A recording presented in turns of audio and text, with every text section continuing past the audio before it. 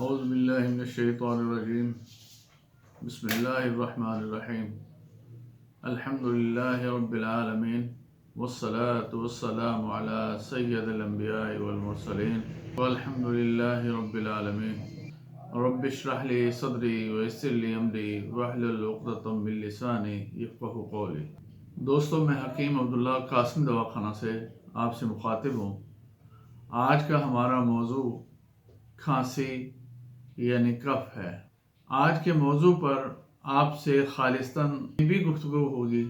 اس گفتگو سے پہلے میں حکیم صابر ملتانی رحمۃ اللہ علیہ کو سلام پیش کرتا ہوں، جس نے ہمیں مزاجوں کی پہچان بتائی، نبض کا علم دیا اور ہمیں علاج کا طریقہ بتایا۔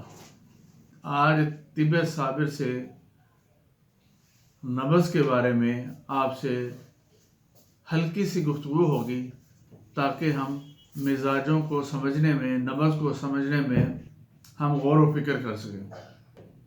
دوستو، اللہ تبارک و تعالیٰ نے ہر چیز کا جوڑا بنایا۔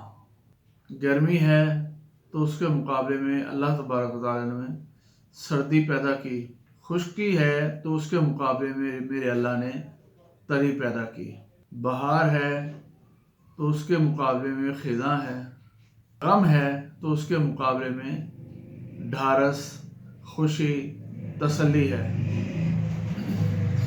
زندگی ہے تو اس کے مقابلے میں اللہ تبارک و تعالیٰ نے موت کو تخلیق کیا۔ تو اللہ تبارک و تعالیٰ نے جوڑے کو بہت اہمیت دی، اور جوڑے کو دنیا پر ہر مزاج میں، ہر جگہ پر ایک دوسرے کی ضد بنائی۔ دوستو، ہم مزاج کو جب تک نہیں سمجھیں گے تو ہم علاج ہرگز نہیں کر سکتے۔ مزاجوں کے بغیر علاج ایسی ہے کہ جیسے تکے لگانا۔ اگر آپ مزاج کو سمجھتے ہوئے علاج کرتے ہیں تو آپ کلاسیفائڈ قسم کا علاج کر سکتے ہیں۔ میں مختصراً اور بالکل ہلکے انداز میں آج کوشش کروں گا کہ ہم مزاجوں کو سمجھ لیں۔ دنیا میں ہر چیز کی تخلیق انہی بنیادوں پر ہے۔ سب سے پہلے ہم اعصابی مزاج سمجھتے ہیں۔ اعصابی مزاج یعنی یہ تر مزاج ہوتا ہے۔ دوستو، جہاں تری ہوگی، اس تری کو خشک کرنے کے لیے، سکھانے کے لیے ہمیں ہوا کی ضرورت پڑے گی۔ جب تک ہوا نہیں ہوگی یا گرمی نہیں ہوگی تو وہ تری کبھی بھی کسی صورت بھی خشک نہیں ہو سکتی۔